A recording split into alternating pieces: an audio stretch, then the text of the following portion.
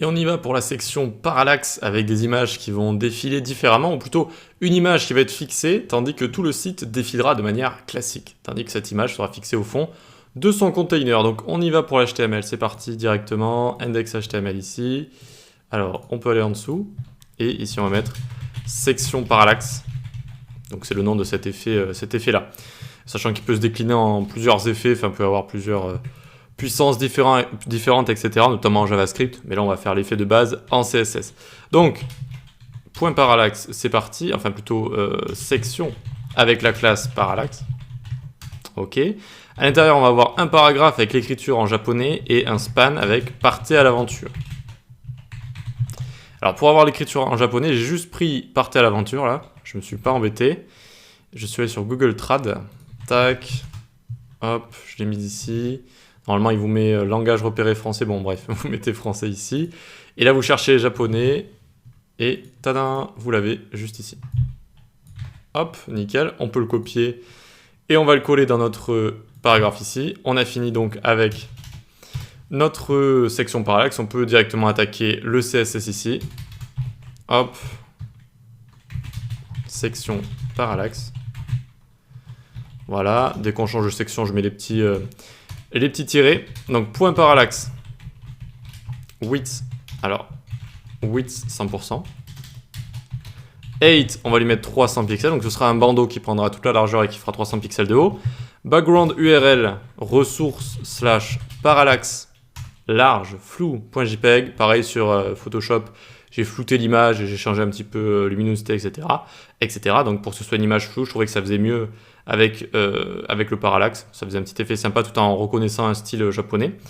BGPose Center, Background Position Center, quand on va réduire notre site, ça restera toujours vers le milieu de l'image. Et enfin, BG Attachment Fixed, et c'est ça en fait qui permet de fixer le fond sur notre container, et ce qui fait que tout le container et le site va scroller, et l'image, elle, va rester fixée au fond du container. Et c'est ce qui donne cet effet-là, cette différence de scroll. Allez, Display Flex pour le texte à l'intérieur, Justify Content Center, Align Item Center, comme d'habitude, et Flex Direction Column pour mettre les textes les uns au-dessus des autres. Voilà. Ensuite, point parallaxe P, font size 65 pixels, color F1, F1, F1, donc ça c'est les signes japonais, les symboles japonais. Text Align Center. Pourquoi j'ai mis un Text Align Center moi? Sachant que ici, vu qu'on a tout bien centré avec X et Y, pareil, pas besoin de mettre Text Align Center. Ça arrive de faire des petites erreurs comme ça. Parallaxe Span. Donc le span qui est juste en dessous, le display block. Donc c'est la traduction, hein, 25 pixels. Color F1, F1, F1. F1, F1, F1. Et alors on va juste finir avec les media query. Il y en a juste quasiment rien. À partir de 400 pixels, ça va vraiment être petit, donc on va juste réduire les écritures pour qu'elles ne se gênent pas, qu'elles ne passent pas à la ligne. Donc pour ce faire, parallaxe P, font size 55 pixels, tout simplement. Et c'est tout. Pas d'autres media query, vous inquiétez pas.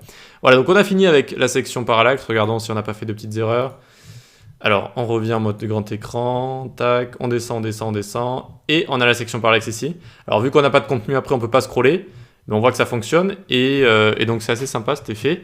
C'est assez sympa, et regardez, quand on réduit, avec Background Position Center, on reste vers le centre de l'image, en fait. Vous voyez, on reste vers le centre de l'image, et voilà. Bah, écoutez, ça fonctionne bien, c'est pas mal, on est content, on peut passer directement à la suite. Je pensais à quelque chose... non, c'est bien comme ça, nickel. Donc, ce qu'on va faire, on va créer toutes ces cartes avec Flexbox. Ça va être assez facile aussi de faire du responsive. On va pas se prendre la tête avec des media query ici. Vous allez voir. Allez, à tout de suite.